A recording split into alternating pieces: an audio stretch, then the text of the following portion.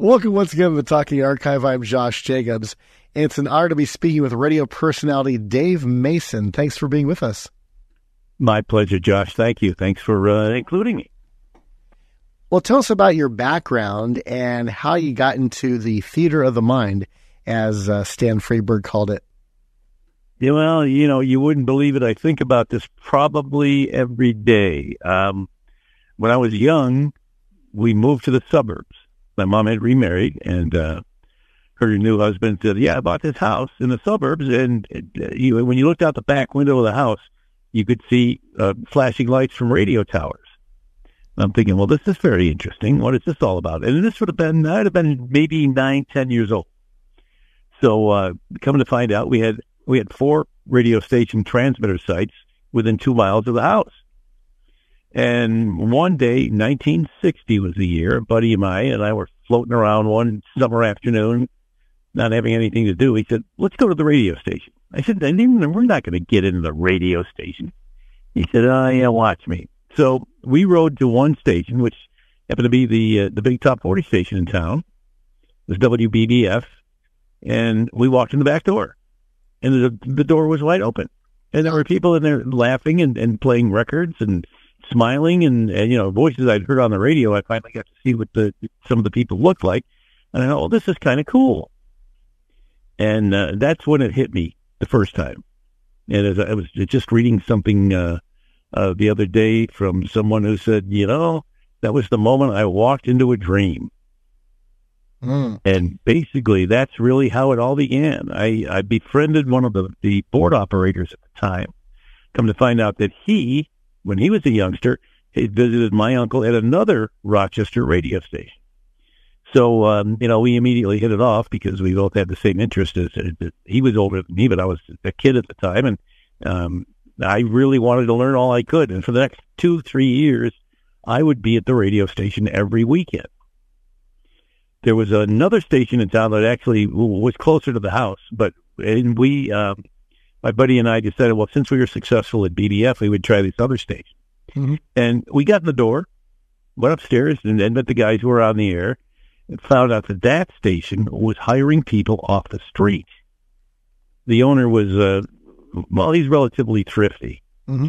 So his plan was to, put people on the air, and he would get different people probably every 6 months, but everybody there had the same name. In other words, if you worked the morning shift, you were Tommy Thomas. If you worked the afternoon shift, you were Jerry Gack. The voices would change, the names wouldn't. which I found, to say the least, very interesting, very intriguing. But my initial plan from going to be an engineer / board op, because of my buddy at BBF, I thought, I could be on the air. Mm-hmm. And I was, I think the first time I told them I wanted to work there, I was 14. And they said, well, you'd have to be 18. I went, oh, okay.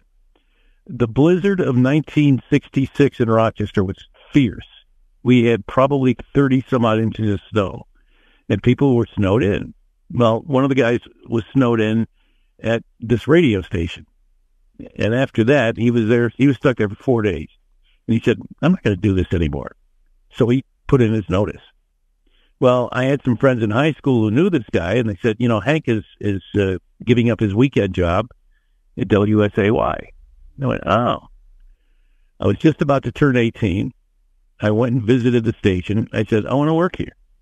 And they said, well, come on down next Tuesday, and we'll do an audition, and we'll see what happens. And on February 13th, 1966, I made my first appearance on the radio in Rochester at this radio station. So that was the beginning. Wow, that's great. And WSAY. Crazy. Yeah. And I'm looking at online right now and seeing this story of WSAY from flimflam.com. Yep. Got to look at that some more after we conclude our interview. And who are some of the DJs you got to work at WBBF? Well, I got to work with Tommy Nast, who was out here somewhere. Our morning guy was Don Michael Gerard. Before that, it was Jack Palvino. And Jack was a radio icon in Rochester. Jack, when at one point decided to go into ownership with a friend of his, so he bought another station in town, and they pretty much took over. I worked with a guy named Mike O'Brien, who is still in Rochester. He does TV now.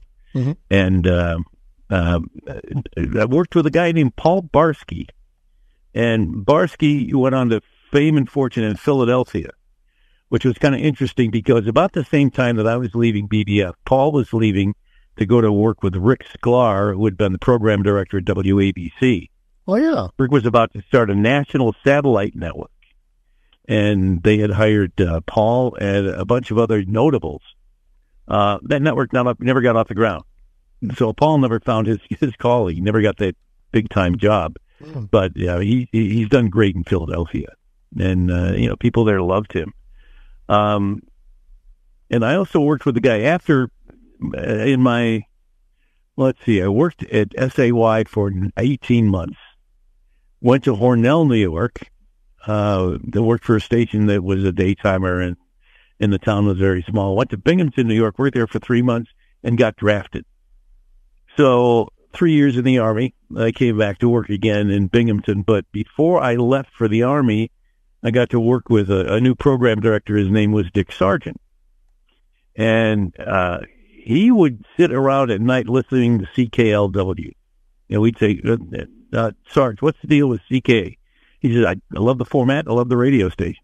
And in Binghamton, New York, that was about the only Drake station you could get. Well, I'm in the Army for 6 months. I get a call from our former traffic director in Binghamton. He said, well, Sarge got himself a new job. I said, really? He goes, yeah. He's going to go work at WOR-FM in New York. So Binghamton then was market 99, and of course he went from there to the number one market in the country. And they changed his name. And a lot of people still know him as Johnny Donovan. I know that name. He was eventually on WABC and the voice of the EIB, Rush Limbaugh. Exactly. Same guy. Wow. So yeah, we know him. I mean, I worked with a lot of really good people in the business. When I went to WAXC in Rochester, which I went to after the Army, after 2 years in Binghamton, our morning guy was Larry Black. Larry's worked in just about, 15 different capacities in Nashville. He has a TV show called Larry's Country Diner, but he worked for WFM. I worked with a guy named Doug Track, only everybody knew him as Grease Man. Oh, yeah. And another one, Tom Birch. Tom decided to get out of the on-air part of radio and open up his own research firm. Mm-hmm. And he did a thing called the Birch Report, which it was giving Arbitron a hard time because he was less expensive and he thought he was more efficient. And the good news is that Arbitron bought him out. Wow. So he said he's a multimillionaire these days and is into radio ownership. What was it about the Birch Report that superseded Arbitron as far as quality was concerned? I'm not really sure. I think the difference really was the fact that Arbitron used the diary method and the Birch Report was basically telephone recall. Mm. So he could get more respondents in a shorter amount of time. And he would get more people responding to the big question, what radio station do you listen to? Methodology is a little different. A lot of problems with Arbitron and the diary method, which they still use in a lot of markets. But Tom had weekly reports, which Arbitron didn't at the time. Mm. So, he really gave him a run for the money, which is obviously why they bought him out. And they might guess you bought all his patents, if you will, to improve themselves that way. I would think so. Yeah. Yeah, these days, I know that it's now Nielsen out here in Los Angeles, and instead of the pencil or the diary, they basically have like some sort of electronic device connected to your radio, so it actually accurately monitors what you're actually, doing or listening to instead of, oh, wait, I forgot to write that down. Let's see, I listen to this station. What did I listen to beforehand? And I remember they said actually most radio formats had more listenership than previously thought, but the ratings were spread out much differently than previously thought as well. I think the only format that didn't have higher ratings was classical. Every other genre pretty much had more listeners than previously thought. Here in San Diego, when they went from the diary method to the PPM, the personal people meter, our station went from basically nowhere to third in the market. Wow.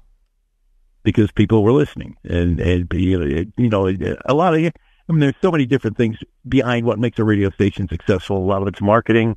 And now it's, the technological part with the personal people meter is another very interesting concept. But in a lot of cases, the people meter is good. In a lot of cases, it's not as good because you have to be in the right place. The radio has to be up loud enough to pick up the codes that they send. Mm-hmm. And the people meter can't be stuck in somebody's pocket or the bottom of somebody's purse. So, there's a lot of questions as to the accuracy of that as well. But, they claim it's better. Even though the sample size for the PPM is smaller than it was with the diary. Mm. Because the personal people meter now, I'm sure the cost of each individual unit is a whole lot more than a paper diary. That's true. I remember a couple of years ago, before they went to the PPM, there was something called AccuTrack, and it was set up like these satellites on various streets, I think in Orange County, some in LA County, that would track whatever car was driving by, what they were listening to. The problem was that it only could track FM signals. It couldn't track what AM station somebody was listening to. That's possible. I think that probably were privacy concerns as well. Yeah, that's true. Yeah, I mean, why are you really snooping on me and what I'm doing, even though it's something as innocuous as listening to a radio station? Still, it's there's a little privacy thing going on there. That's true. I think people want, the big question. But the technology. I mean, radio measure. When you see radio ratings, they're not true ratings; they're estimates, because it's impossible in a place like Los Angeles where you've got 17 million people. Mm-hmm. And right now, when I worked at K-Earth for a year, and we were dealing with, I think, 1,300 meters for the people meters. Mm. And this is back in 2014. Wow. And so, the size of the population, but it's just a certain number of meters. And I would do a report every week as to how the station was doing with the PPM. You could get really a breakdown of how many people were listening to the radio station at a given time. We knew that if we had an average of 14 meters hearing the radio station, we were going to be number one. Wow. That means 14 people. That's amazing. So, and that's the breakdown. That's the shortcomings of radio ratings. It's difficult because radio is such a mobile commodity. I mean, there's no way you're going to wire the car. Mm-hmm. You can't do what you talk about, the AccuTrack. You can't really snoop on people and see what they're doing. And, personal people meter, it's good. Supposedly it's better, but the sample is smaller and the technology is not quite as accurate, I don't think, anyway. Yeah, it was interesting you mention that because I remember taking a statistics class a couple of years ago as a communications major. They said the larger of a sample you have, the more accurate it is. As far as surveys they were talking about, polls. Right. They said if you get a good random sample of maybe 1,500 people in a state survey, that's a pretty good random sample. But obviously with portable people meters, it's much smaller than that. So it'd be better if they had more people actually in that sample or in that polling in order to better get a gauge of what is actually happening and who's listening to what. I mean, obviously the website, how many people are listening online can, give you actually a full accurate of what's online activity, but then, the radio itself is still kind of a crapshoot, if you will. Yep, it's true. And, you can take a look at technology, and there are a lot of people, again, I think these are estimates of how many people listen online versus listen over the air. And still, the online listening is much, much smaller than the over-the-air listening. Which, a lot of it, most of it's done in car these days. Because when somebody gets home, they either, put on a music service on their smart speaker, or they have the TV on. I mean, we don't listen to the radio at home in our house. Basically, I do sometimes if I'm doing something else in the backyard, I'll have a radio on.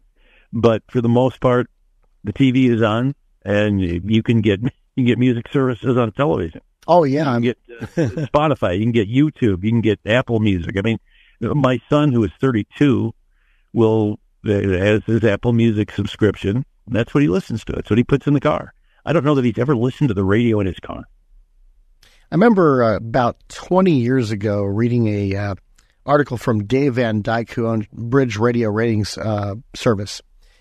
He had previously been the general manager of 93.1 KCBS FM for about 10 years or so. Mm-hmm. And he's talking about how he was driving up and down the East Coast with his then 14-year-old niece.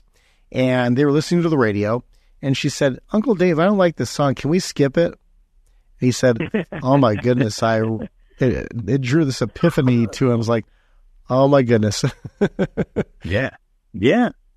True. They can do it. They know how it is. They know how it works. And that's the way the world is these days.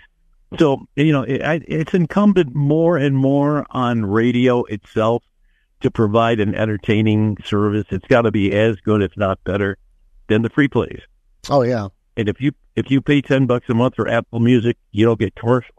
Mm-hmm. If you turn on the radio, you're going to get sometimes 7, 8, 9 minutes of commercials.